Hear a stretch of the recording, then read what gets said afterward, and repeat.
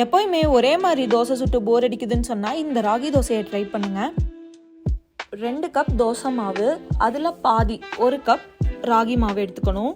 தேவையான அளவு தண்ணி சேர்த்து கட்டி இல்லாமல் நல்லா கரைச்சிக்கணும். ஆல்ரெடி மாவில் உப்பு போட்டிருந்தா உப்பு செக் பண்ணிவிட்டு சேர்த்துக்கோங்க. உப்பு போடாமல் கரைச்சிருந்தீங்கன்னா உப்பு சேர்த்துக்கோங்க. கூடவே இஞ்சி, பச்சை மிளகா, கொத்தமல்லி இலை, கருவேப்பிலை இலை, வெங்காயம், ரவை 2 ஸ்பூன், சீரகம் 1 டீஸ்பூன் சேர்த்து நல்லா மிக்ஸ் பண்ணணும். தண்ணி தேவைப்பட்டுச்சுன்னா தண்ணி சேர்த்து மிக்ஸ் பண்ணிக்கோங்க. நல்லா தோசை மாவு கன்சிஸ்டன்சிக்கு இருக்கணும், ரொம்ப கெட்டியாக இருக்கக்கூடாது. கல் சூடானதும் 1 கரண்டி மாவு எடுத்து ஊற்றி தேய்க்க ஆரம்பிங்க. எண்ணெய் விட்டு ஒரு சைடு நல்லா வெந்ததும் இன்னொரு சைடு திருப்பி போடுங்க. ஜென்டலாக ப்ரெஸ் பண்ணால் எல்லா சைடும் நல்லா வேகும்.